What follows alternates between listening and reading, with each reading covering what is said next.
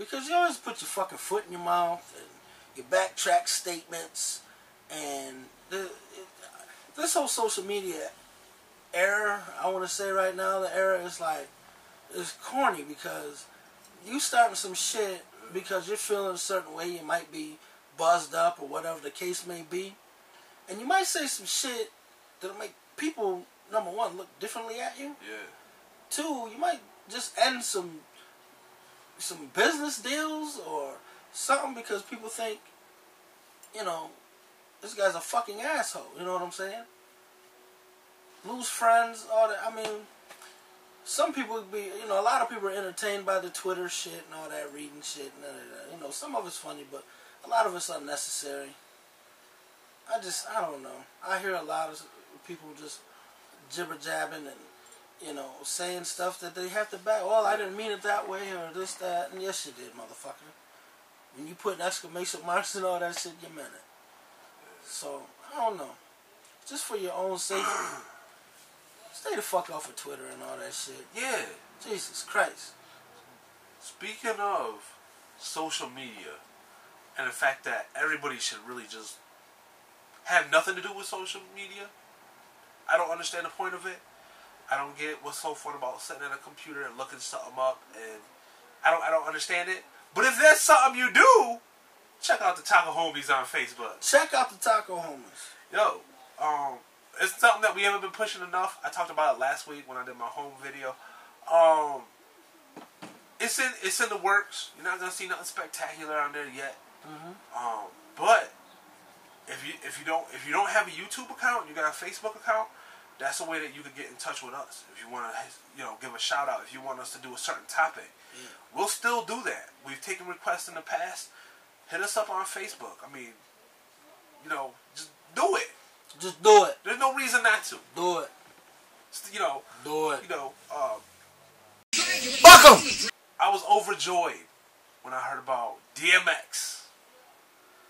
My dude Earl Simmons. We was just, you know, we was talking about rap albums. I mean, legitimately, when this dude went to jail, that was one of them first strikes for me where things started going downhill. DMX has always been one of my favorite rappers. Yeah. He's up there with Ludacris in my heart. Oh, and, DMX is the shit.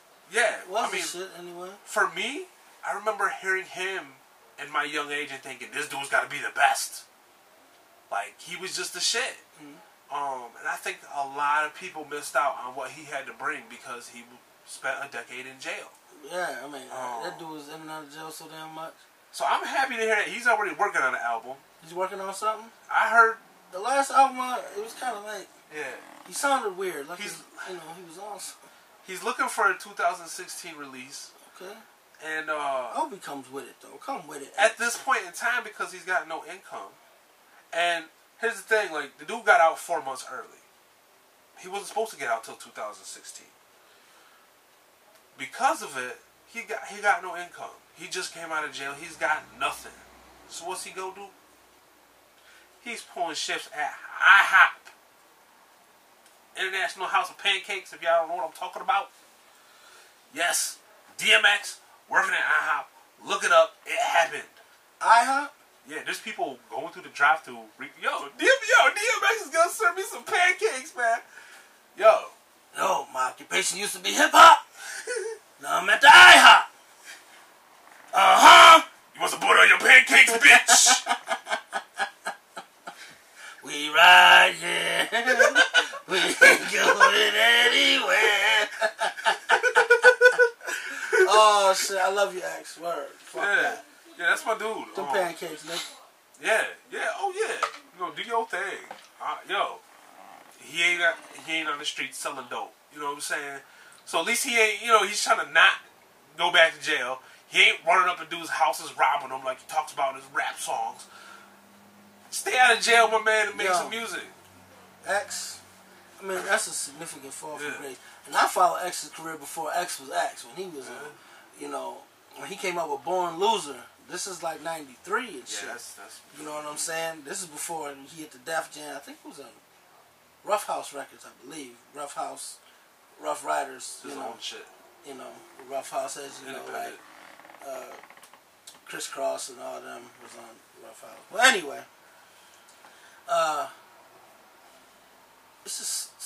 see somebody, what, #1 album consecutive, like that's 5 in a row, like boom, boom, 2 on the chart, you know, back to back in 6 months, and you still got your first one on the chart while your new one just went #1. That's crazy.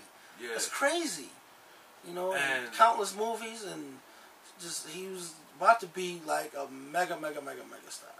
Yeah. And sadly, the alcohol, drugs, just bad decisions, humongous, just terrible decisions. That's what happened, you know. And it's like, man, you know, you hate to see that, you know. Super talented dude, man. Yeah, you know. Yes. So, I mean, like I said, one of my favorites of all time. Yeah. You know, I hope he could just not go back to jail. Do the right thing, stay out of jail, make some fucking music, and we'll all have a good time. Yeah. And then, you know, that's what it's about for me. You know, I want to hear DMX again. I've been missing out. The whole world's been missing out on this dude for the last decade, and it's like I'm just so happy that he's back. Right. I mean, he dropped a couple EPs, mixtape, little album, had Machine Gun Kelly on one of the tracks, and I mean, you really didn't hear much of it. It's not like them years, man. You know, where you need to come back. You know, get your mind right, get right first. Do this first. Yeah. Leave them drugs alone. Leave the alcohol alone, man. You know, come back. Get you know, the right producers and everything. Swiss Beats, of course. Dame Grease. You know, get your team back together, man. Yeah. You know, I hope. But, you know, we'll see what happens. Tacos! We hate talking about it, but we gotta talk about it. I feel like this is like our new tagline. Anytime we're about to bring up the Kardashians, I still don't know very much about the Kardashians. I've never really watched the show. Might have accidentally caught a couple minutes while flipping through channels. I love them and I hate them. Everybody does. I feel like you got to. It's the only family that you can love and hate at the same time. Big video got posted up on Instagram. Kim Kardashian with Kylie Jenner laying in a bed together, just recording each other talking. And Kim says, "I'm gonna pass the baton to Kylie. I'm gonna teach her everything I know." And everyone's like, what's up with this? Is this some kind of people? I mean, the #1 thing that I took from it, and I think a lot of people took from it, is Kim is kind of a bitch. She wants to be top dog. She wants to be the queen. Everybody knows that. She's been the queen of the Kardashians. She's the reason why they're on the map in the first place. You know, since they've been out, whatever, she's been top dog. Well, we talked about a couple weeks ago, Kylie kind of advanced her in terms of popularity. Not by like half the fans or by a percent. We're talking about 74% of fans went to Kylie's website, subscribed to Kylie's website before they went to Kim's. And even Chloe got second place in that. We talked about it. Y'all know the story. Look it up from last week if you don't know. So some people are like, maybe Kim's doing this on purpose so that it kind of downgrades what Kylie's doing. Like, yo, the only reason why she's doing this is because I'm passing her the baton. And it's like, what's up with this? Some people believe that Kim's got some backward ass fucked up thoughts, and that this is just her way of making herself more relevant in the eyes of Kylie's fans. I don't know why these girls have fans. I mean, I do know why. It's obvious. But it's like,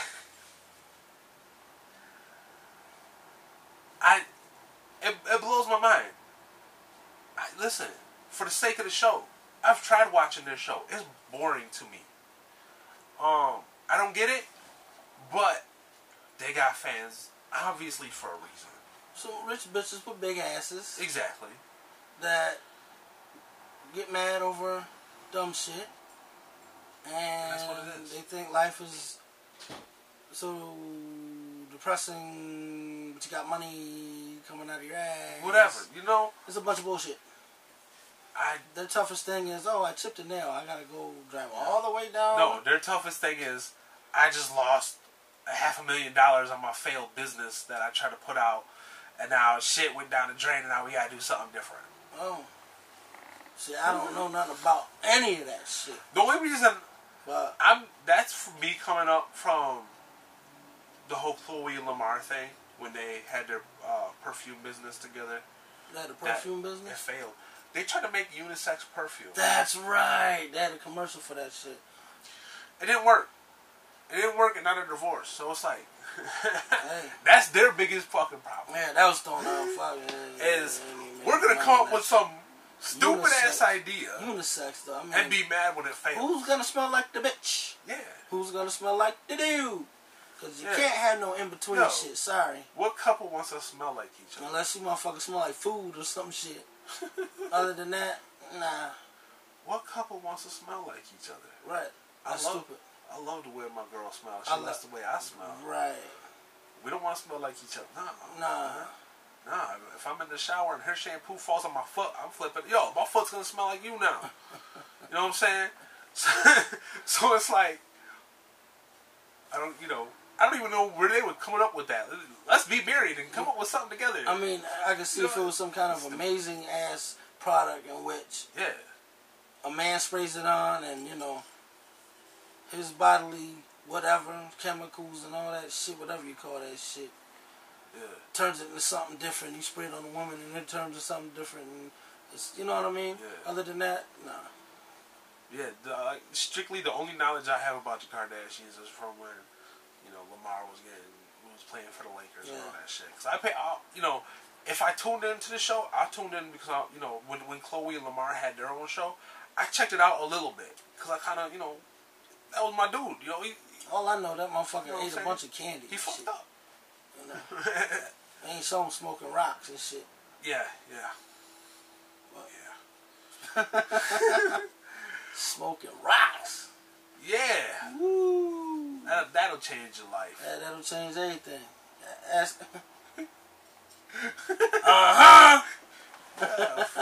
Full circle.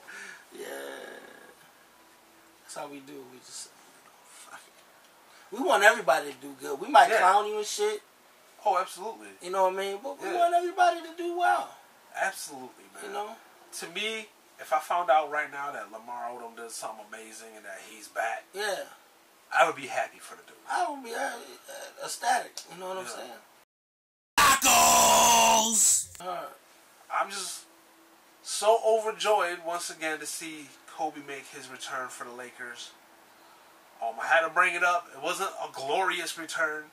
He had his moment. Hey. But the dude was rusty. Rusty as fuck. And he needs this preseason to get right.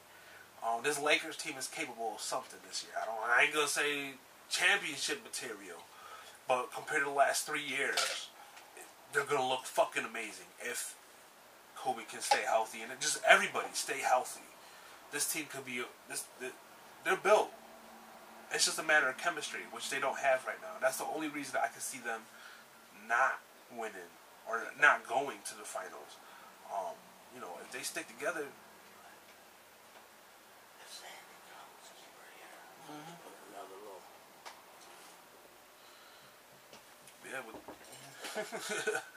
with this team, stuff could happen, and it's big. It's big. It's fun. I'm glad to be a Lakers fan again. It's been depressing, and I mean, fucking Lakers. Nah, I can't help it.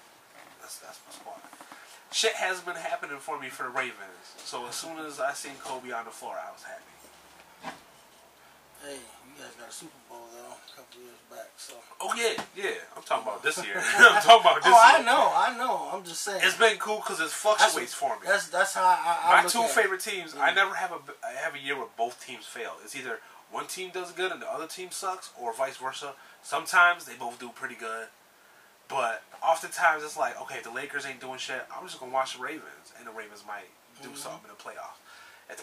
This year the Ravens ain't doing so hot, so I'm putting all my energy into the Lakers because that's my first love, and I really haven't been a huge fan the last 3 years because of just what's been going on, and now it's like I'm ready to see some shit happen. Hey, me, the Sixers, you already know. I stay in the basement. Yeah. So, you know, the Steelers doing what they're doing. I mean, we're 2-2 right now. Circumstances, Big Ben, of course, everybody knows. That's harsh. You never, as somebody who loves sports, I don't care, about rivalries as much. Mm-hmm. I hate to see somebody get injured no matter what team they play on. Right. It just sucks. As much as I don't like that motherfucking T-Feather, fucking, you don't want to see the man, his career and shit, you know what I'm saying? Yeah. Fuck you, though. I still don't like your motherfucking ass. You know what I'm saying? But whatever. Punk.